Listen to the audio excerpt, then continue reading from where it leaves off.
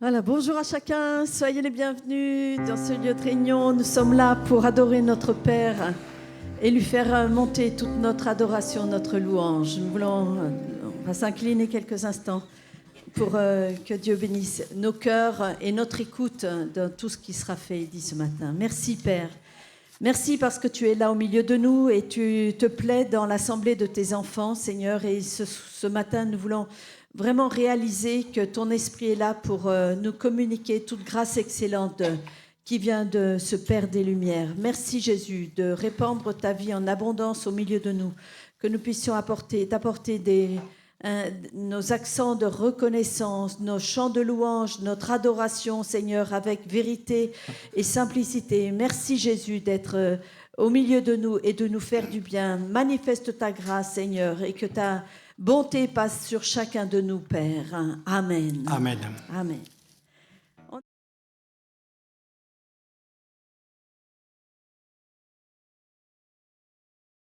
Alors, ce matin, on va vous faire travailler un petit peu, parce que on va essayer de chanter en canon. On va essayer, Alors, le plus simple, on va chanter donc ce chant une première fois à l'unisson. Ensuite, cette rangée-là me suivra. Cette rangée suivra Flora. Et cette rangée suivra Gérald. Alors vous allez voir, c'est simple. Pas de blague, vous m'aidez fort, parce que... Vous suivez bien les paroles, parce que vous n'allez pas avoir toutes les paroles en même temps. On va les faire passer. Le premier groupe, on commence avec « En ton nom, nous sommes là, tous réunis devant toi ». On le chante 2 fois. Ensuite, deuxième passe... honneur au Père, honneur au Fils, honneur à l'Esprit du Dieu Tout-Puissant. Ça, c'est la deuxième phrase qui sera en canon avec la première. Et la troisième, qui est facile, c'est Alléluia, simplement. Donc, on va commencer tous à l'unisson. Et puis, on va voir un petit peu comment on se débrouille en canon. Si on n'y arrive pas, on repasse à l'unisson, vous en faites pas.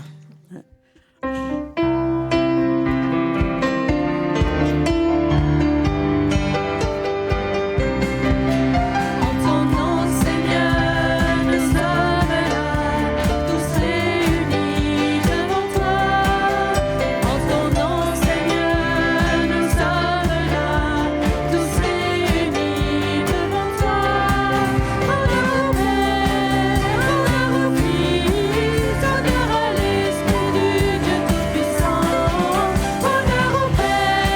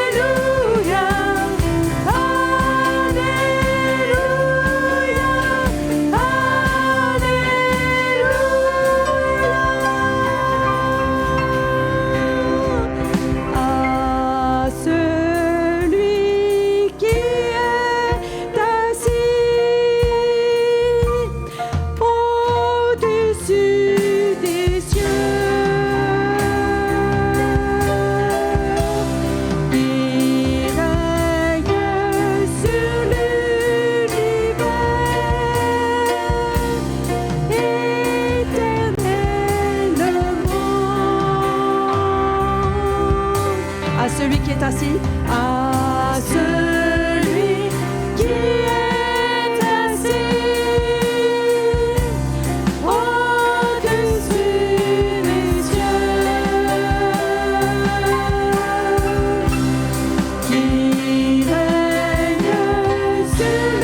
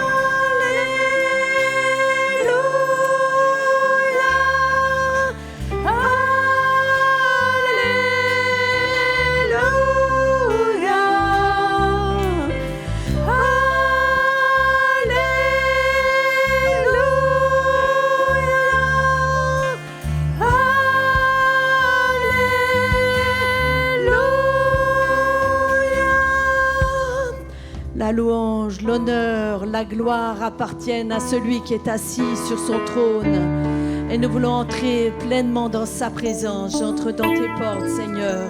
Me voici devant toi. Alléluia.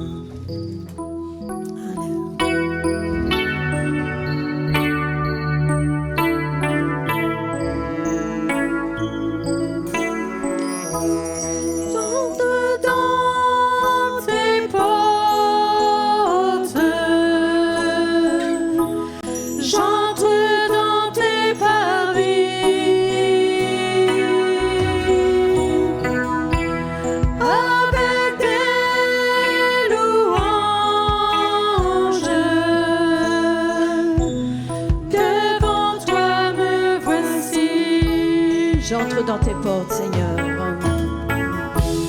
J'entre dans tes portes.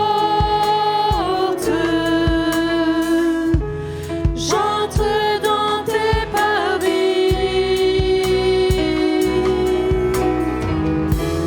Avec des louanges. Devant toi me voici.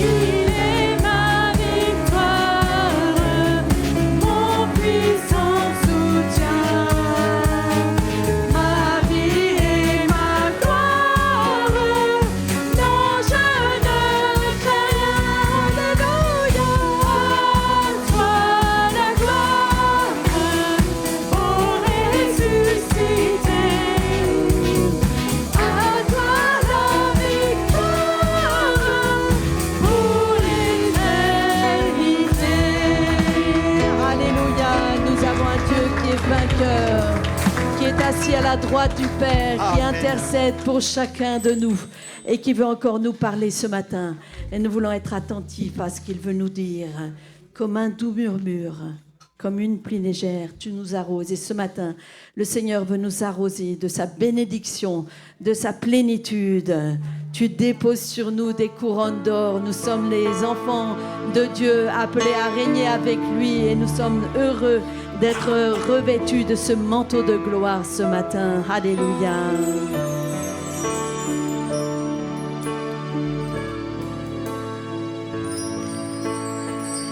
Comme un doux murmure, comme une pluie légère,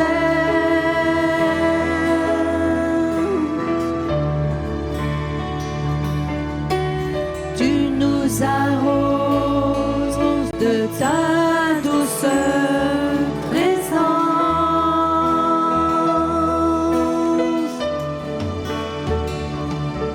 Tu déposes sur nous tes couronnes d'or. Tu nous appelles mon plaisir. Tu déposes sur nous tes couronnes d'or. Tu nous appelles mon plaisir. Alors nos yeux s'ouvrent à ta gloire. Nous te contemplons sur ton trône, revêtu d'un manteau de gloire. Tu es le roi. Sur ta tête repose une couronne ornée de milliers de diamants. Et ton regard sur nous se pose et nous transforme.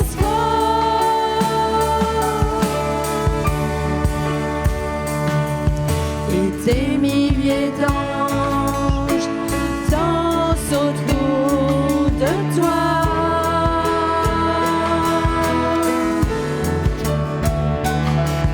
Élève la bannière de ta royauté.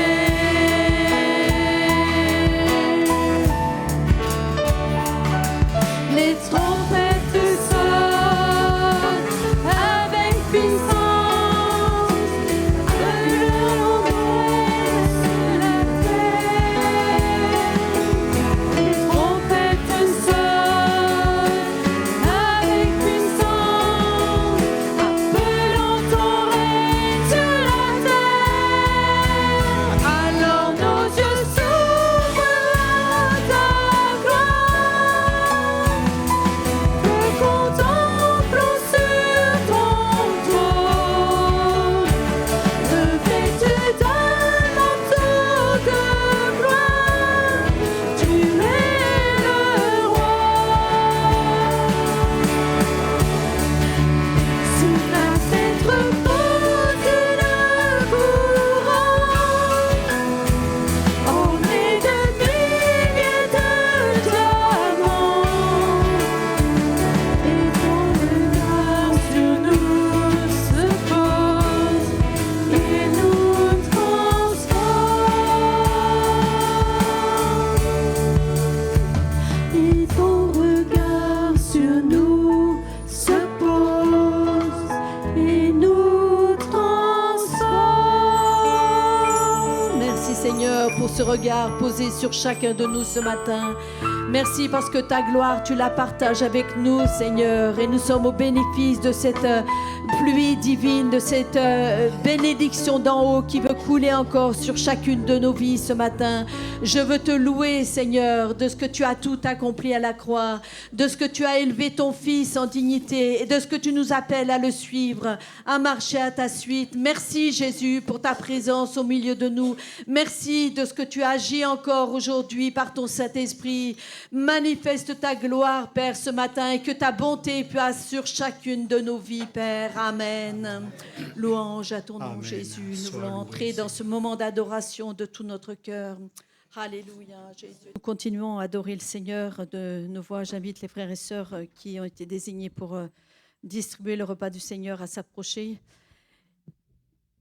Et je vais inviter Philippe à prier pour ce repas. Tu d'un manteau de gloire, tu es le roi. Est-ce que notre Dieu est le roi ce matin? Sur ta tête repose une couronne ornée de 1000 diamants. Mais ce qui est intéressant, c'est que malgré cette divinité, cette royauté, cette élévation suprême, son regard se pose sur nous. Et c'est ce regard qui nous transforme. Alors laissons-nous transformer par le regard de Jésus sur nos vies.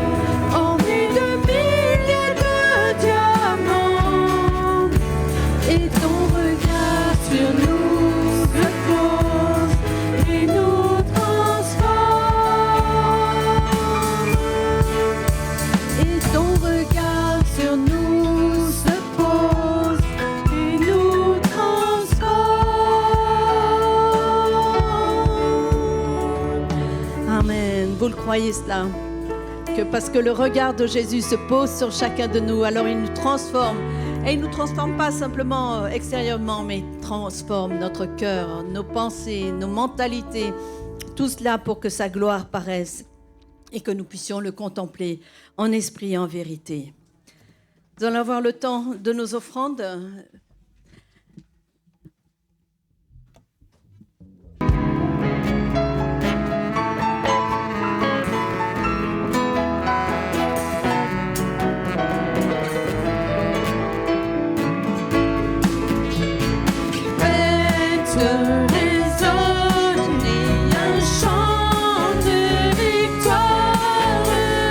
Seigneur est ressuscité.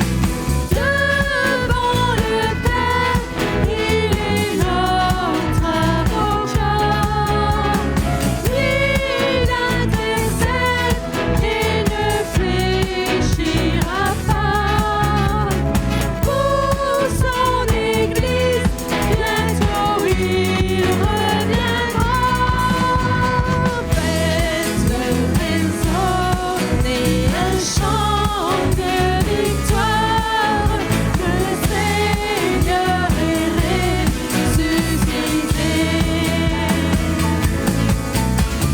Il est vivant parmi nous, et sa gloire se voit dans nos vies transformées. Alléluia, nous sommes transformés à l'image de Jésus parce que son regard s'est posé sur nous. Et ce matin, nous voulons vraiment lui être reconnaissants. Je vais laisser la place aux annonces. merci.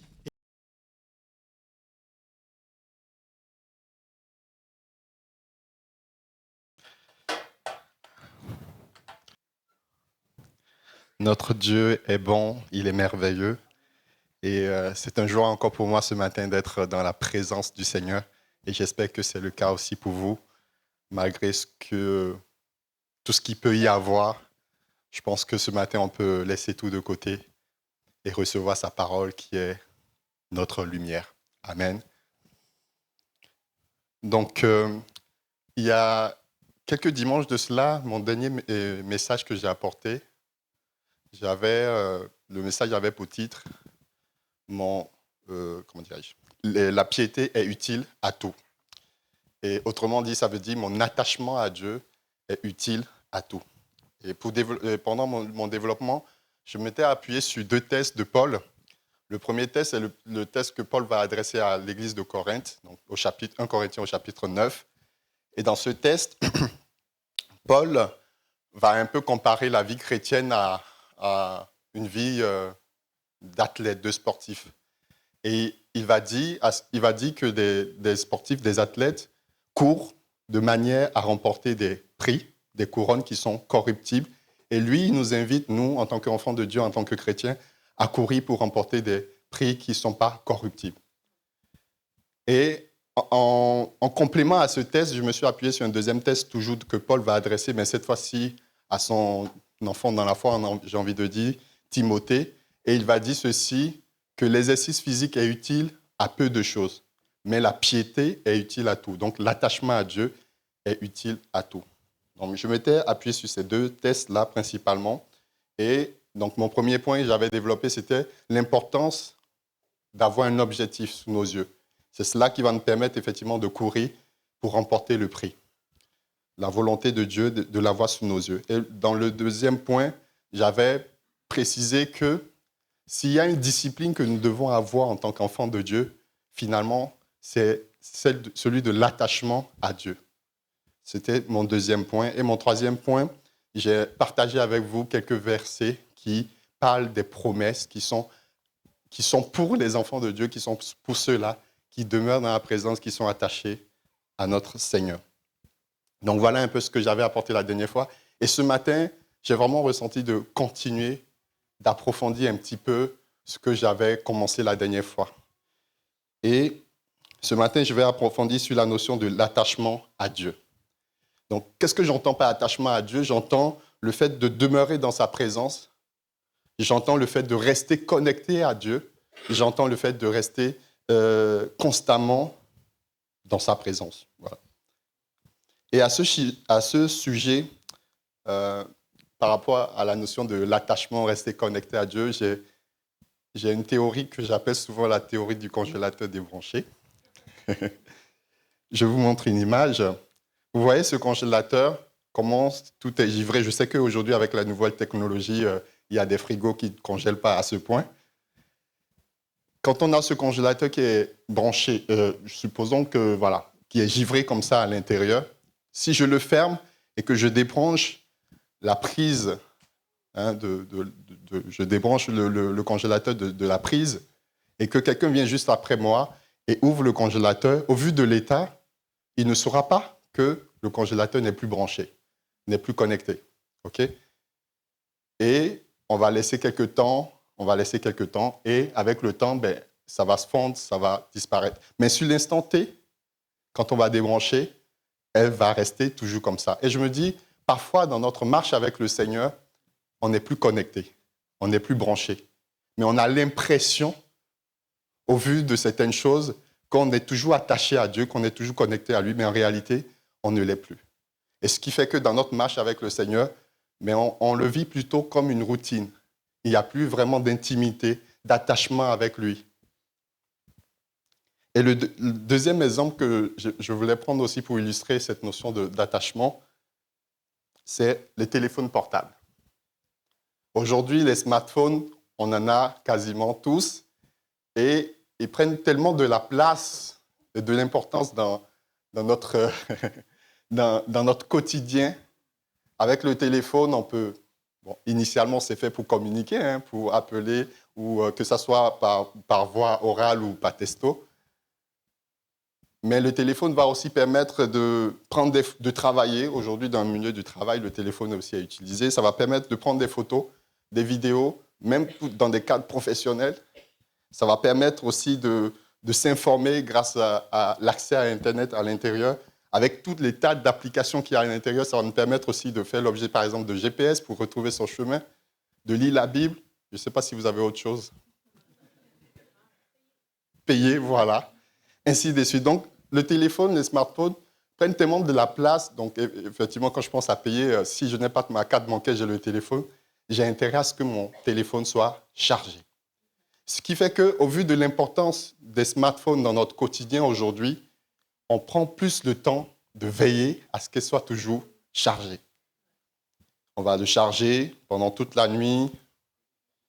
On veille. Il y a certains même qui vont avoir des batteries externes pour être sûr, voilà, c'est ça, comme là, pour être sûr que pendant la route, le téléphone reste toujours chargé. Et ce matin, j'ai envie de dire, et si on faisait de même avec notre relation avec le Seigneur? De la même façon que nous veillons à ce que notre téléphone soit toujours chargé, est-ce qu'on ne peut pas aussi veiller à ce qu'on soit toujours connecté, attaché à notre Seigneur? Rester attaché à Dieu, c'est aussi entretenir une relation personnelle avec lui. C'est pour cela que j'ai donné ce thème à mon message ce matin. Veillons à demeurer attachés à Dieu. Tu peux dire à ton voisin de gauche ou de droite, veille à demeurer attaché à Dieu.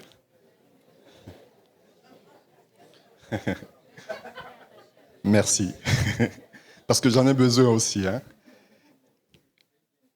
Ce matin, je vais partager avec vous quelques éléments qui, selon moi, sont importants et vont nous permettre justement de demeurer connectés à notre Seigneur, de demeurer continuellement attachés à Dieu.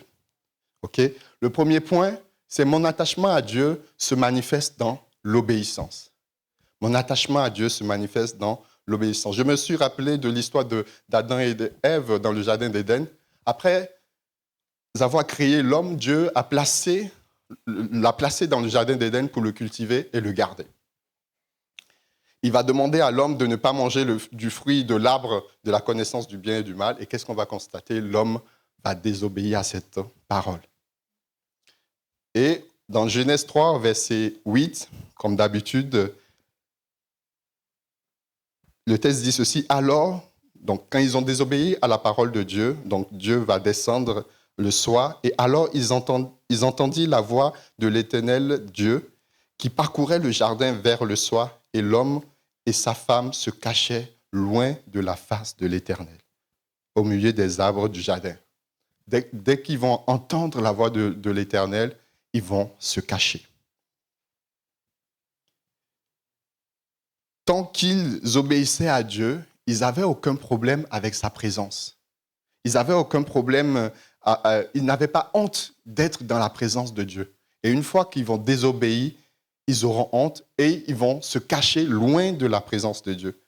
Et je dis ceci, l'obéissance à Dieu et à sa parole nous permet de demeurer dans sa présence. Et Jésus aussi nous a également montré l'exemple à ce sujet. Jésus a obéi à la volonté de son Père en quittant son trône de gloire pour venir sur la terre et vivre comme un homme afin que l'humanité entière soit sauvée. Philippiens 2, versets 6 à 8. De quel existant en forme de Dieu n'a point regardé comme une proie à arracher d'être égal avec Dieu, mais s'est dépouillé lui-même en prenant une forme de serviteur, en devenant semblable aux hommes et ayant paru comme un simple homme, il s'est humilié lui-même, se rendant obéissant jusqu'à la mort, même jusqu'à la mort de la croix. Jésus, dans son attitude, va faire preuve d'humilité et d'obéissance. Il avait toute la capacité d'être égal à Dieu, mais il s'est fait humble et obéissant envers Dieu.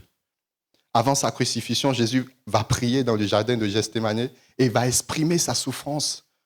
Sa souffrance à ce qui va arriver dans quelques instants, il va exprimer cette souffrance, mais malgré cela, il va faire cette prière. Père, si tu le voulais, éloigne de moi cette coupe, toutefois que ma volonté ne se fasse pas, mais la tienne. Même dans la souffrance, même dans la difficulté, Jésus va être dans une attitude d'obéissance. Seigneur, pas ma volonté, mais que ta volonté s'accomplisse. Nous devons également, comme Jésus, apprendre à être soumis et obéissants à Dieu, même dans les moments les moins confortables. C'est plus facile, c'est plus confortable, j'ai envie de dire, d'obéir quand tout va bien, mais quand c'est un peu plus complexe ou quand ce que Dieu nous dit nous semble un peu inconfortable, on a du mal à être obéissant dans ces situations-là. L'obéissance à la parole de Dieu nous aide à demeurer dans sa présence et à ne pas nous éloigner de lui. Obéir à Dieu, c'est aussi l'écouter, c'est changer mes idées, ma façon de faire, ma façon de penser, tout pour aligner tout cela à ce que Dieu dit et à ce que Dieu veut. Mon attachement à Dieu se manifeste dans l'obéissance. Le deuxième point, c'est que mon attachement à Dieu se manifeste dans la foi et dans la confiance envers Dieu. La foi est essentielle est essentielle pour maintenir notre relation avec le Seigneur. Hébreux 11, verset 6 va dire ceci: « Or, sans la foi, il nous est impossible de lui être agréable. Car il faut que celui qui s'approche de Dieu croit que Dieu existe et qu'il est le rémunérateur de ceux qui le cherchent. » La foi est l'élément qui nous permet de faire confiance à Dieu et de lui rester fidèle, même dans les moments difficiles. Et par rapport à cela, j'ai un exemple que je veux partager avec vous, c'est l'histoire de Naomi, de Ruth et de Naomi. Naomi, avec son mari et ses 2 enfants, à cause de la famine qu'il y avait à Bethléem, ils vont quitter Bethléem pour aller à Moab, à cause de la famine. Et arrivés dans ce pays, à Moab, ils vont malheureusement rencontrer une tragédie. Le mari va décéder, ainsi que les 2 fils. Donc, il va rester Naomi et ses 2 belles filles, Ruth et Orpa. Et Naomi va entendre que la situation à Bethléem s'est améliorée. Donc, elle va décider de quitter Moab pour rejoindre Bethléem. Et là, ces 2 belles filles, Ruth et Orpa, vont décider de l'accompagner. En route, en chemin, Naomi va prendre une pause et va essayer de discuter avec ces 2 belles filles pour leur dire « Retournez et faites votre vie, continuez votre vie à Moab. » Et là, Orpa va baiser sa belle mère, Naomi, et va retourner, contrairement à Ruth. Ruth 1, verset 14 dit « Et elle élevait la voix et pleura encore. Orpa baisa sa belle-mère, mais Ruth s'attacha à elle. » Ruth s'attacha à elle. Et j'aime beaucoup l'attitude de Ruth. Elle va dire ceci à sa belle-mère Naomi. Elle lui dit « Ne me presse pas de te laisser, de retourner loin de toi, où tu iras. J'irai, où tu demeureras, je demeurerai. Ton peuple sera mon peuple et ton Dieu sera mon Dieu. » C'est une très belle phrase. Et cette phrase montre un peu la fidélité que Ruth a envers sa belle-mère Naomi et aussi la foi. Parce qu'elle ne savait pas trop ce qu'elle allait vivre dans ce pays. Elle ne savait pas ce qui l'attendait, mais elle va garder la foi et la confiance en sa belle-mère dit, là où tu iras, j'irai. Et si aujourd'hui aussi on fait ce choix quotidien de choisir de suivre Jésus, même si nous ne comprenons pas tout sur le chemin, même si cela nous semble difficile, on fait le choix de suivre Jésus. Parce qu'avec Dieu, la finalité est toujours meilleure. Je refais un tour en arrière. Bethléem, ça veut dire en hébreu la maison du pain. Et il s'avérait que dans la maison du pain, il y a la famine. Et à cause de la famine, ils vont quitter la maison du pain pour rejoindre Bethléem. Ça veut dire que dans la maison du pain, il peut arriver... Moab. Ça veut dire que dans la maison du pain, il peut arriver qu'on manque de pain. Mais si nous restons attachés à Jésus, qui est le pain de vie, on ne manquera jamais de rien. C'est ce que Jean 6, verset 35 nous dit. Jésus déclare, « Je suis le pain de vie. Celui qui vient à moi n'aura jamais faim et celui qui croit en moi n'aura jamais soif. » En tant qu'enfants de Dieu, nous sommes appelés effectivement à nous attacher à la source, qui est Jésus, et non au résultat, au produit fini. Si je m'attache aux bénédictions que Dieu donne, je risque de l'en vouloir, je risque de me détacher, je risque de m'éloigner lorsque je ne verrai pas ces bénédictions. Mais quand je m'attache à celui qui produit, celui qui donne, celui qui pourvoit, qui est Jésus, là, je ne manquerai jamais de rien. Et même si ça me semble difficile, je le comprends. Il me donne la capacité de comprendre, il me donne la capacité de voir, il me donne la capacité de patienter et de voir son œuvre s'accomplir. À Bethléem, pour subvenir à leurs besoins, Ruth va glaner dans les champs. Elle va ramasser les épis qui laissaient tomber par les moissonneurs. Et elle se retrouve à travailler dans le champ de Boaz, un homme riche et proche parent du mari de Naomi. J'ai apprécié le fait que Ruth suit les conseils de sa belle-mère Naomi et va se présenter à Boaz et qui va finir par l'épouser. Et dans cette obéissance-là, que là aussi Ruth aura vis-à-vis de Naomi, il y aura une bénédiction. Elle sera bénie par cette obéissance-là. De même, nous devons aussi obéir à Dieu et faire tout ce qu'il nous dit. Et c'est ainsi que nous pourrons récolter les bénédictions qui sont attachées à cette obéissance-là. La foi en Dieu nous permet de rester connectés à lui, même lorsque nous ne comprenons pas tout ce qui se passe autour de nous. Mon attachement à Dieu se manifeste dans la foi. Le troisième, c'est que mon attachement à Dieu se manifeste dans l'étude et la méditation de la parole de Dieu. Dieu nous parle par plusieurs manières, de plusieurs façons, mais il nous parle principalement par sa parole, la Bible. Et le fait de méditer et d'obéir à sa parole va nous permettre justement de rester connectés à lui. Psaume, verset 1, le chapitre 1, de verset 1 à 3 dit ceci. « Heureux l'homme qui ne marche pas selon les conseils des méchants, qui ne s'arrête pas sur la voie des pécheurs et qui ne s'assied pas en compagnie des moqueurs, mais qui trouve son plaisir dans la loi de l'Éternel et qui le médite jour et nuit. Il est comme un arbre planté près d'un courant d'eau qui donne son fruit en sa saison et dont le feuillage ne se frétille point. Tout ce qu'il fait lui réussit. » Lorsque nous méditons la parole du Seigneur, lorsque nous la lisons et nous la méditons, on est comme un arbre planté près d'un courant d'eau. Et Jésus est la source d'eau vive. Et lorsque nous méditons, nous lisons et nous méditons la parole, on est comme cet arbre-là planté dans la source d'eau vive qui est Jésus. Et cela nous amène à porter du fruit. L'étude et la méditation de la parole de Dieu nous permet, en tant que membres du corps de Christ, de porter du fruit et de connaître notre vraie identité en Christ. Par rapport à l'identité en Christ, je n'avais pas pensé parler de ça, mais je vais prendre une pause là-dessus quand même. La lecture de la parole de Dieu et la méditation va vraiment nous permettre de connaître notre identité. Là, je suis en train de parler de l'importance de rester attaché à Dieu. Mais si je ne connais pas mon identité en lui, je risque de mal m'attacher à lui. Et vous savez à quelle histoire ça me fait penser?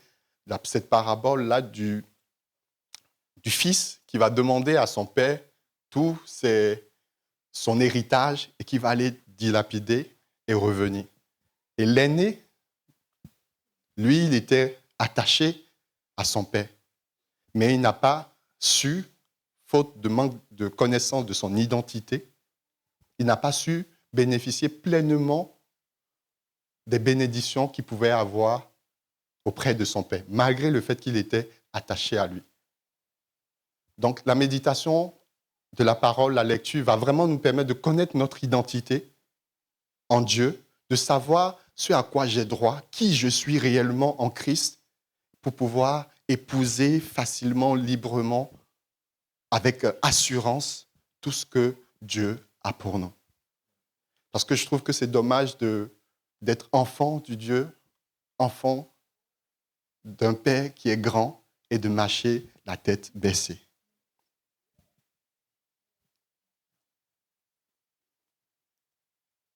La méditation de la parole de Dieu nous aide à grandir spirituellement et à rester enracinés en lui.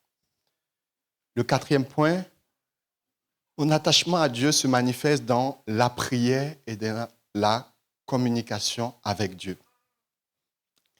Par rapport à la prière et la communication avec Dieu, je me suis un peu basé sur mon expérience avec un peu après quelques années de mariage, je me suis rappelé un peu de ce qui a fait cet attachement-là avec J4.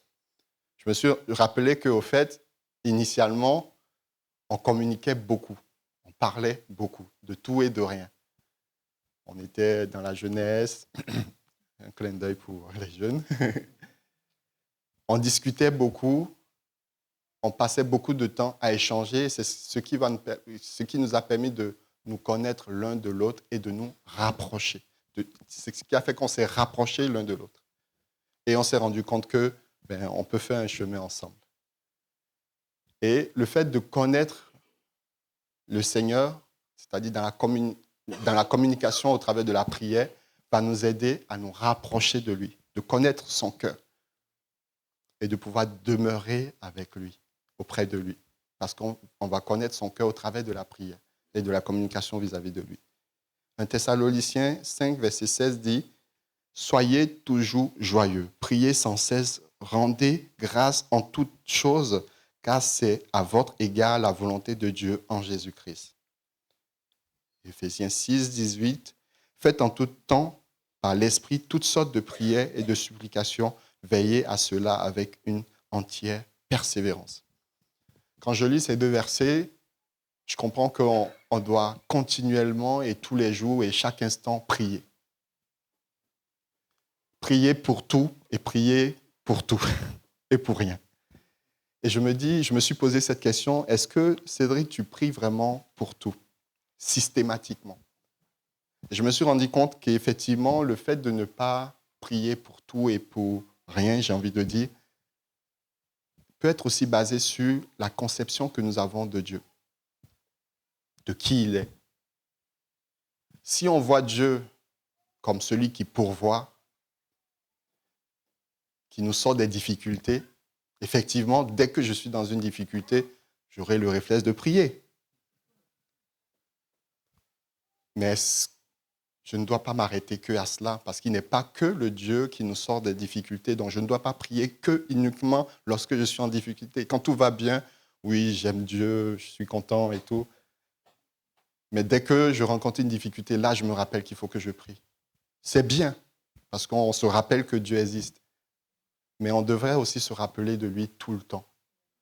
Dans la prière de Jésus, il dit « Notre Père qui es aux cieux, que ton nom soit sanctifié ». Donc, on doit même prier juste pour sanctifier le nom de Jésus, pour glorifier son nom. On doit aussi prier pour demander à ce que son règne vienne nous remplir. Bien avant de voir « Donne-nous le pain ». OK? Donc, je pense que dans notre relation aussi avec le Seigneur, dans la notion de prier, dans la communication, c'est important aussi d'avoir cette notion de je ne communique pas uniquement. Si je parlais à J4 uniquement de ce que j'attendais d'elle, je pense qu'elle va me fuir. Mais j'ai aussi, à un moment donné, pris le temps d'être à son écoute pour savoir ce qu'elle attendait, ce qu'elle voulait, et savoir si j'étais capable d'épouser cette vision et de fonctionner avec cette vision. Et de la même façon, nous devons aussi prendre le temps de poser et d'écouter ce que Dieu veut afin d'être efficace dans notre marche et dans notre marche avec lui. Et on constate dans la Bible que certains hommes aussi vont prendre le temps, de prier. On a l'exemple de Daniel, par exemple. Et Jésus lui-même aussi a été un modèle dans ce sens. Malgré le fait qu'il était Dieu, il va prendre le temps de se retirer fréquemment pour prier à son Père. On a Luc 5, verset 16, mais lui, il se retirait dans le désert et priait. Marc 1, verset 35, vers le matin, pendant qu'il faisait encore très sombre, il se leva et sortit pour aller dans un lieu désert où il pria. Jésus constamment va s'éloigner, va sortir pour prier à son Père. Et dans le livre des Actes aussi, on constate que les premiers chrétiens, ils persévéraient aussi dans l'enseignement, dans la communion et dans la prière. Ils persévéraient dans l'enseignement des apôtres, dans la communion fraternelle, dans la fraction du pain et dans la prière.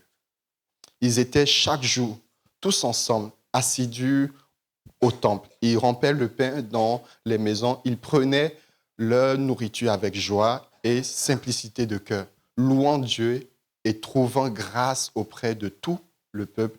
Et le Seigneur ajoutait chaque jour à l'Église ceux qui étaient sauvés. Mon attachement à Dieu se manifeste dans la prière et dans la communication avec Dieu. Le dernier point, mon attachement à Dieu se manifeste dans l'amour pour Dieu et les autres. Et par rapport à ce point, j'ai trouvé que le texte de 1 Jean 4 résume bien cette pensée. Donc, on va lire quelques passages de ce chapitre. 1 Jean 4, le verset 12 dit ceci, « Personne n'a jamais vu Dieu.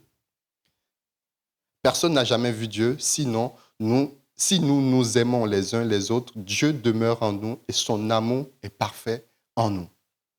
Nous connaissons que nous demeurons en lui et qu'il demeure en nous en ce qu'il nous a donné son esprit. Et nous avons vu et nous attestons que le Père a envoyé le Fils comme sauveur du monde. Celui qui confessera que Jésus est le Fils de Dieu, Dieu demeure en lui et lui en Dieu. Et nous avons connu l'amour de Dieu, que Dieu a pour nous, et nous y avons cru. Dieu est amour. Et celui qui demeure dans l'amour demeure en Dieu, et Dieu demeure en lui. Tel il est, tel nous sommes aussi dans ce monde. C'est en cela que l'amour est parfait en nous, afin que nous ayons de l'assurance au jour du jugement. La crainte n'est pas dans l'amour, mais l'amour parfait bannit la crainte. Car la crainte suppose un châtiment, et celui qui craint n'est pas parfait dans l'amour. Pour nous, nous l'aimons parce qu'il nous a aimés le premier. Je pense que ce texte résume bien cette pensée par rapport à l'amour. La manifestation de l'amour envers Dieu et envers notre prochain est la preuve que Dieu demeure en nous. Et comme le verset 13 dit, l'Esprit de Dieu en nous est la preuve que Dieu demeure en nous et que nous demeurons en lui. Nous ne pouvons pas confesser que Jésus est le Fils de Dieu si Dieu ne demeure pas en nous.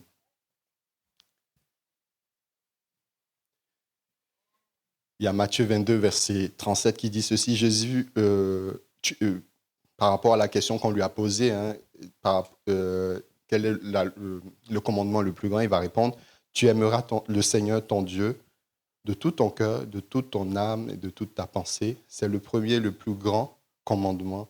Et voici le second qui lui est semblable, tu aimeras ton prochain comme toi-même. Galates 5, 14, car la loi se trouve accomplie tout entière par l'obéissance à cette seule parole, aime ton prochain comme toi-même. Et Romains 5, 5 nous dit, l'espérance ne trompe point parce que l'amour de Dieu est répandu dans nos cœurs par le Saint-Esprit qui nous a été donné. Tout ce que nous venons de voir, notamment le fait que pour rester attaché à Dieu, pour rester connecté à Dieu, pour demeurer dans sa présence, il faut manifester l'obéissance, il nous faut la foi dans les bons comme dans les moments difficiles, l'étude et la méditation de la parole, la prière, la communication avec Dieu, l'amour, toutes ces choses-là sont possibles uniquement par l'Esprit de Dieu en nous. C'est le Saint-Esprit en nous qui va nous donner cette capacité d'être obéissant à la parole de Dieu, à sa volonté. Ça me fait penser à Abraham qui va attendre ce fils pendant longtemps, il l'a, et Dieu lui dit il faut donner, il faut obéir. Je pense aussi à la foi à Abraham on va lui dire va, il va partir sans savoir où il part, il nous faut de la foi. C'est le Saint-Esprit en nous qui va nous donner cette capacité de prendre plaisir à méditer, à lire la parole de Dieu, qui va nous donner aussi cette capacité de prier de manifester l'amour envers Dieu et envers les autres. Nous connaissons que nous demeurons en lui et qu'il demeure en nous en ce qui nous a donné son esprit. Sans le Saint-Esprit, nous agirons par nos propres forces et nous n'y arriverons pas. Vous savez ce à quoi ça me fait penser? Ça me fait penser à ça. Si j'agis par mes propres forces, c'est-à-dire je me dis, OK, Cédric nous a dit ce matin que pour rester attaché à Dieu, il faut que je manifeste l'obéissance, il faut que je manifeste la foi, il faut que je prie. Si je me dis, OK, bon, je vais manifester l'obéissance, je vais garder la foi. Si je cherche à faire tout ça par mes propres forces, je serai comme ce téléphone qui est branché, mais qui n'est pas branché à la source. Et cela ne sert strictement à rien. Mais pour être efficace, il faut qu'on laisse pleinement la place au Saint-Esprit et c'est lui qui va nous donner d'être connectés au Seigneur de manière efficace et complète. Veillons à ne pas faire tout cela par nos propres forces, mais faisons du Saint-Esprit notre aide, notre guide, notre allié, notre consolateur. Et ainsi, nous parviendrons à demeurer constamment attachés, connectés à Dieu. Sans le Saint-Esprit en nous, il nous sera difficile de demeurer attachés et connectés à notre Seigneur. Et pour conclure, je dirais ceci, nous devons veiller à toujours être connectés à Dieu, ce qui revient à veiller sur la présence du Saint-Esprit en nous et notre collaboration avec lui. Car c'est le Saint-Esprit en nous qui nous permet de demeurer constamment connectés et attachés à Dieu. Amen. Voilà ce que je voulais partager avec vous ce matin. Et j'aimerais qu'on se lève, on va prier ensemble. On va prier ensemble. Et je pense qu'on a tout à gagner en tant qu'enfant de Dieu à demeurer dans la présence de Dieu. Et on peut s'infliger des disciplines, mais cela ne sert strictement à rien. Cherchons simplement la présence de Dieu en nous. Et en repensant à cette parabole, j'ai envie de prier. Si aujourd'hui, tu te sens peut-être comme tu t'es éloigné de Dieu, tu sens que tu n'es plus attaché à lui et que ce matin, tu as envie, au travers de ce que tu as entendu, vivre une chose nouvelle avec le Seigneur. Vivre cette restauration, ce rafraîchissement avec lui, en demeurant attaché avec lui. J'aimerais simplement qu'à ta place, tu fermes les yeux. Je vais prier pour toi. Seigneur, tu vois tes enfants qui, au fond de leur cœur, ont pris conscience qu'ils se sont égarés, ils se sont éloignés, bon gré, mal gré. Et aujourd'hui, tu as encore les bras tendus, capables de les accueillir dans ta maison. Et je prie afin que tu manifestes ta bonté dans leur vie, que tu restaures, Seigneur Jésus, tout ce qui a été brisé. Tu guéris, Seigneur Jésus, toutes les blessures, Seigneur Jésus, qu'ils ont subies en s'éloignant de toi. Et tu restaures toutes choses. Tu fais une chose nouvelle dans leur vie, Père, dans le nom de Jésus. Et tu leur remplis de ton esprit, afin que, à travers cette aide que tu nous as donnée, le Saint-Esprit, ils puissent continuellement rester, demeurer attachés à toi. Dans le nom de Jésus. Amen. J'aimerais aussi prier pour toutes les personnes qui sont toujours là, réunion après réunion, mais au fond de leur cœur, ils sentent qu'ils sont peut-être comme ce congélateur débranché. Ils sont plus connectés. C'est peut-être comme ça devient une routine. Il n'y a plus un cœur à cœur. Il n'y a plus une intimité avec le Seigneur. Je vais prier pour vous aussi. Seigneur, tu es capable de faire vivre les ossements desséchés.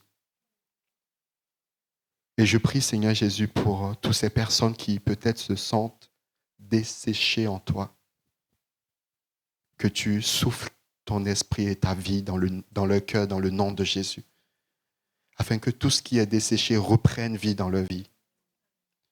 Et qu'ils puissent à nouveau, Seigneur Jésus, voir ta main tendue. Qu'ils puissent à nouveau vivre cette intimité avec toi. Qu'ils puissent à nouveau vivre cette joie dans ta présence. Et qu'ils ne vivent pas leur vie et le marche avec toi comme une simple routine, mais que ça soit une vraie réalité. Révèle-toi, Seigneur, encore dans le nom de Jésus. Amen. Et je vais faire une troisième prière pour tous ceux-là qui continuent la course.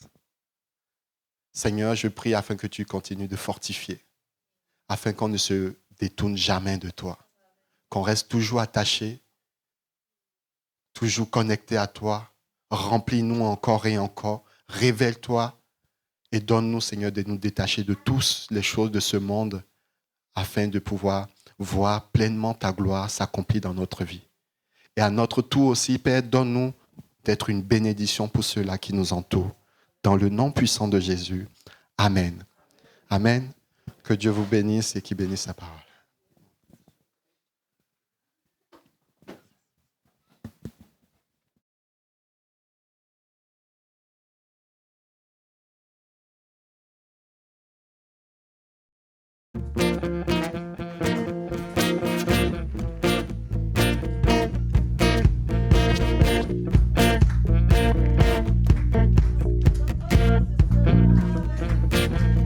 Attendons à Dieu, nous nous attendons à Dieu. Quand ce sera renouvelé, en nous attendant à Dieu, nous nous attendons à Dieu. Tu règnes à jamais, Seigneur.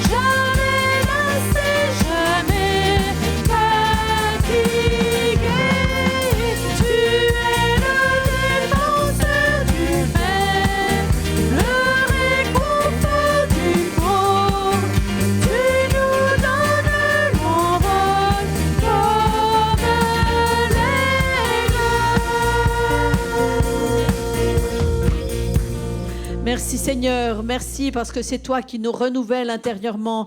C'est toi qui renouvelle nos forces, qui renouvelle aussi par ton esprit cet attachement que nous voulons avoir constamment avec toi, Seigneur, afin d'être au bénéfice de ta grâce chaque instant de chaque jour. Merci, Père, de nous accompagner durant cette semaine, que nous puissions aussi avoir ce temps avec toi privilégié, de cœur à cœur, face à face avec toi, chaque jour, Seigneur, afin d'être renouvelés intérieurement. Seigneur, je te prie aussi pour cet après-midi, afin que nous puissions être en bénédiction les uns pour les autres, les unes pour les autres, dans les deux réunions, Seigneur. Que ta grâce soit répandue en abondance. Merci de ta fidélité et de ta bonté, Jésus. À ton nom la gloire, Père. Amen. Amen. Bon retour et à cet après-midi à 15h. 15h. Et les parents, merci de...